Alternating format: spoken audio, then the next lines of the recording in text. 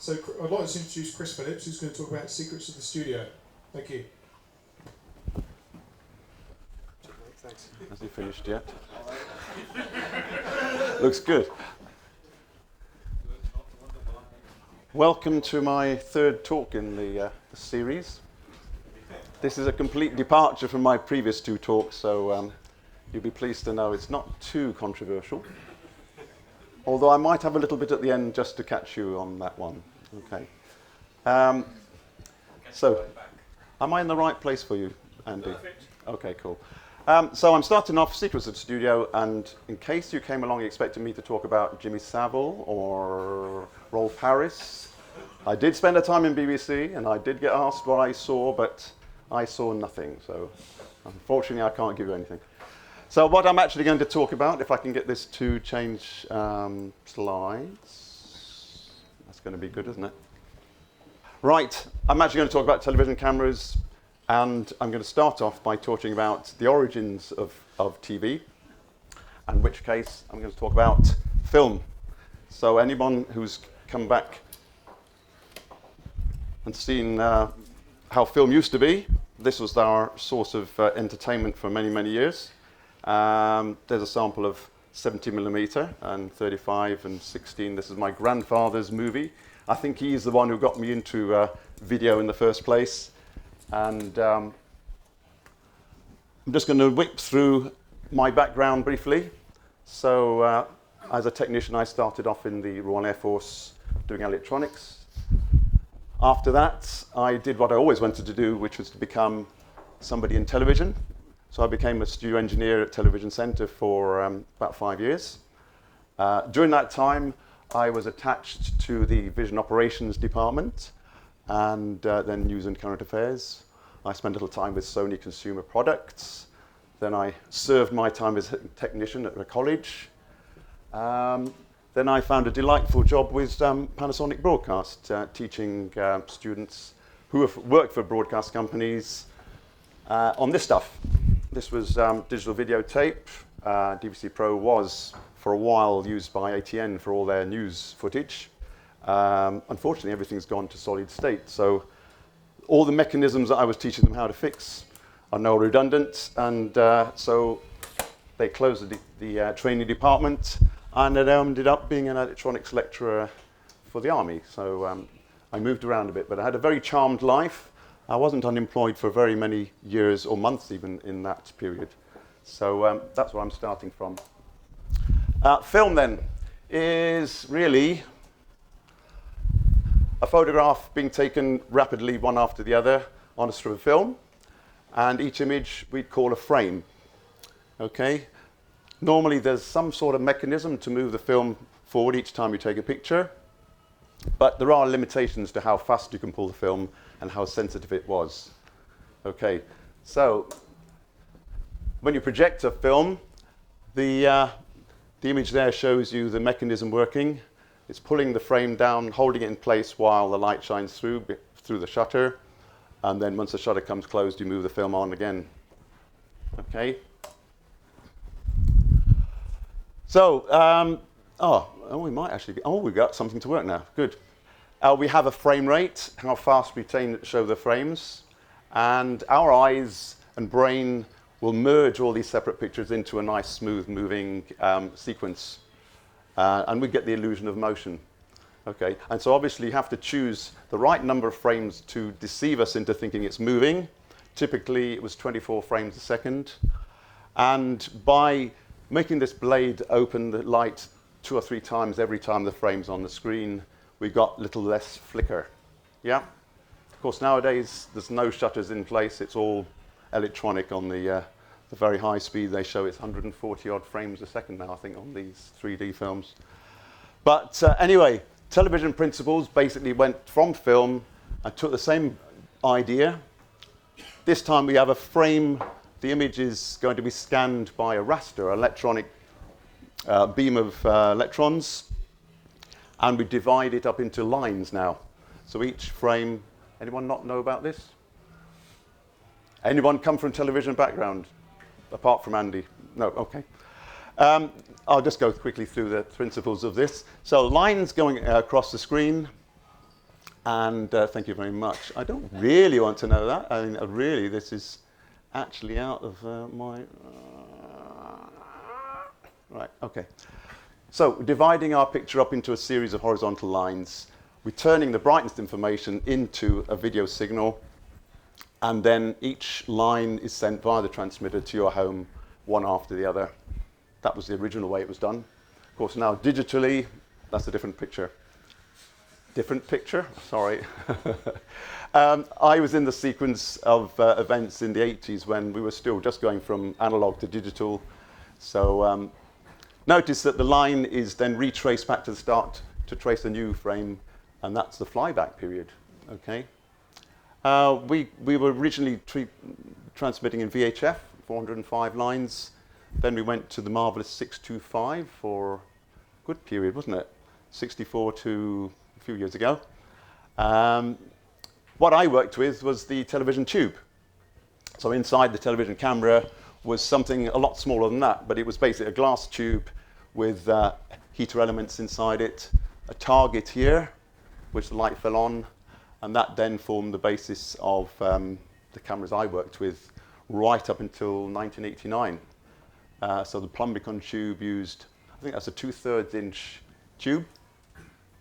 And inside it, there's all sorts of guiding mechanisms to get the beam to travel over a very accurate path using magnetic fields. Yep. And what else? Will it change slides again? I expect it won't. Interlacing. Oh yes, interlacing. Well, we haven't get onto that. He's prompting me on the next thing to talk about. The thing was that because there were magnetic fields involved and the things were getting hot, then obviously things need regular alignment. So that was part of the job for me, was to line up the cameras each time before recording to make sure all the pictures were perfect. So that was quite the enjoyable part of being a studio engineer, for me anyway. Something to actually do in between each recording or transmission. Okay. Could I ask a quick question? Yes. You mentioned interlacing at the scanning stage. Interlacing. Yes. Yes. That happened in the camera.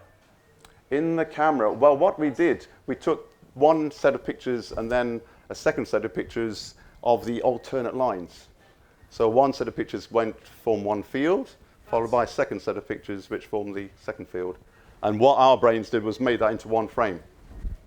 I think Interesting. that's coming on to the next slide, I think. Until If now, I can. I thought that was at the receiving end. Oh, no, it starts off in the camera. Yeah, it's right in the very end, front end. I really wish I'd brought that radio mouse. Never mind. Okay. It's one of those evenings when technology has actually become... Another mouse. Yeah, sorry. What can you see? All right. Oh, damn it, sorry. No. No, dear. Okay. Okay. And I'm getting in all sorts of collections of things here. Right, so on the other end of the system, there's a television receiver, which receives the signal from the camera via the UHF signal, and then produces a scan on a screen. And, oh dear, sorry about this. Inside the cathode ray tube, as it was in those days, the electron beam is made to paint across the back of a phosphor screen, reproduces the picture that's coming out of the camera, and both beams are synchronized to go together. That's the whole idea of the synchronizing system. Obviously, nowadays we've got plasma, LCD, LED to replace the old CRT sets. Okay. Okay. Inside the studio, then, we had to be extremely accurate with our setup. Okay. And every single monitor that was used in the studio had to be very precisely set, so there was a black level, a white level. We had test charts to give us that. These are the waveforms of that, going from black, which is on a 0 volts line, up to white, which is 0.7 volts. 7.5 millivolts. Okay, so there is a bit of precision in here, actually. It's not just, yeah. So maintaining that quality was part of an engineer's job, to go right through the transmission chain. And as I was saying before, synchronizing the system, we use these synchronizing pulses, which allow you to know where the start of a line is or the start of a frame is, and that will then tell the transmitter and the receiver where we are. One of the interesting parts of the television camera system is how to control the picture. And this is where manual control comes in. There's no automatic exposure in a professional studio. It's all manual. So this is the operational control panel, which would be called the racks in those days. So by moving that control up and down, I'm actually opening and closing the iris and the lens. Okay?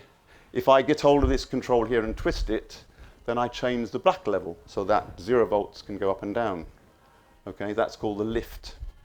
Okay? And one guy or girl sits there doing this the whole way through a program, and they have maybe 4 cameras, 8 cameras, and all the cameras have to look identical from the point of view of the picture quality, and that's part of the manual part of TV.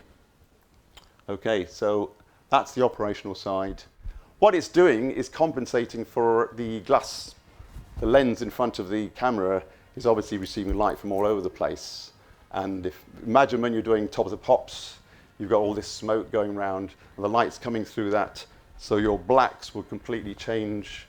So the man is twisting his knob, twisting his control to adjust for the black level continuously when there's a very fast-moving program going on.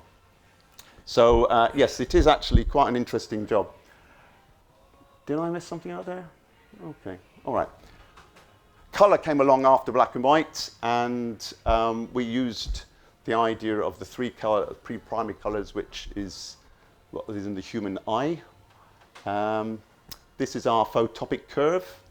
So we're quite sensitive to green, not quite so sensitive to blue, and reasonably sensitive to red. So any color television system has to reproduce the light in the form that will give us the right impression of color. Our brain then adapts to the color temperatures as we go along. Color temperature, our normal sunlight is around about 5,800 degrees. So that's more on the blue side of things. If you go into the studio, then the tungsten lights tend to be very low and around about 2,800.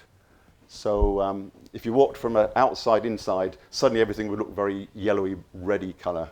And I don't know if you ever spotted this on some programs when a camera's gone from inside to outside, and suddenly everything looks very blue.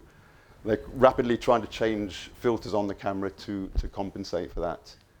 So this is actually the white balance, and Andy spends hours compensating for all the different colors of light that reach the TV video signal. Over here is the test chart. That's a vital part of the whole principle of studio camera lineup, is to have all the cameras pointing at this at some point in the day before they start recording. And it was the job of the engineer to make sure that all these test chart signals were perfectly balanced. Right, how do you get color? Well, actually what you do is have a block of glass. In fact, it's a very complicated block of glass. It's a dichroic block which has all sorts of clever filters in it to separate the three primary colors. And you can see different ways of splitting the light up to get the three images.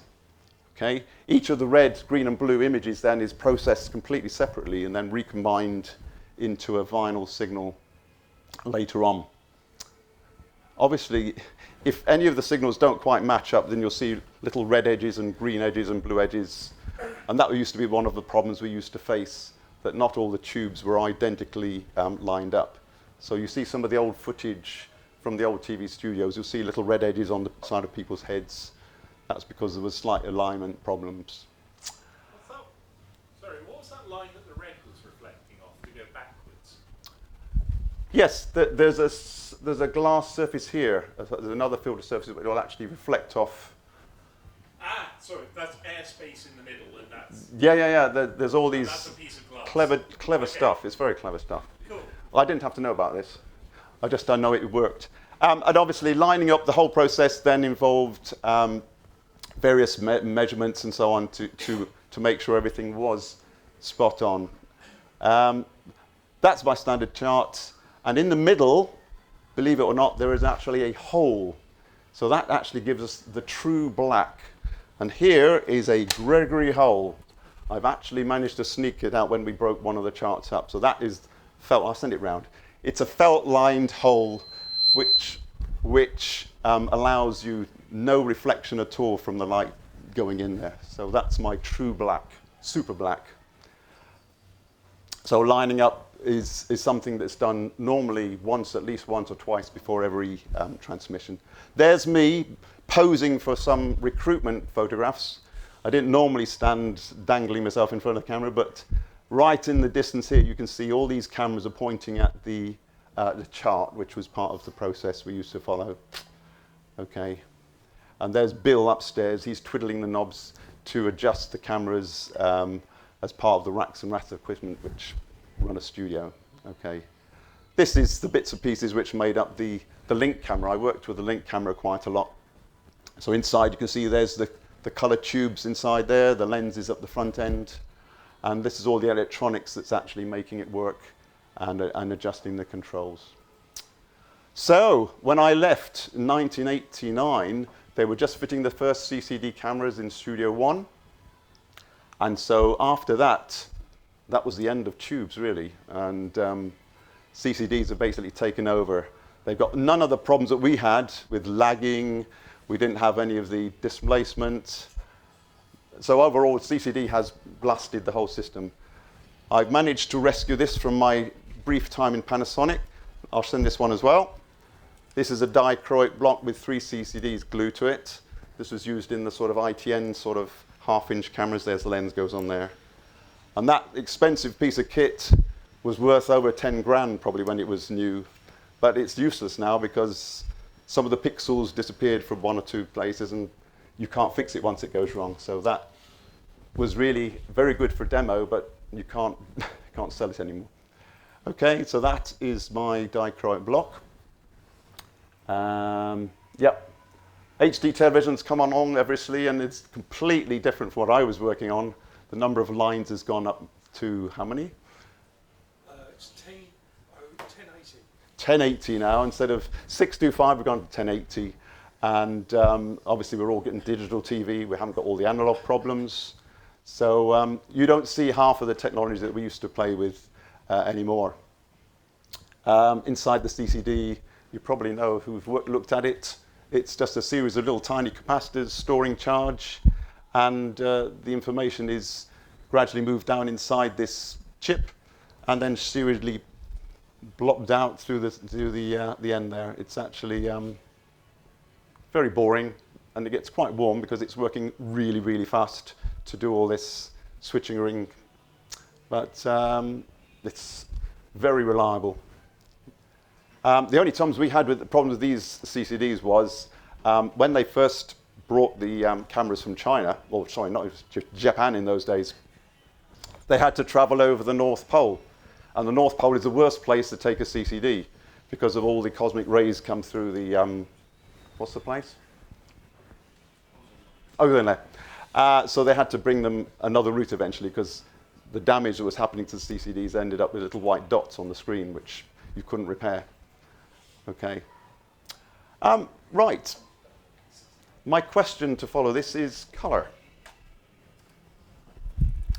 Has anyone ever thought about our optic system?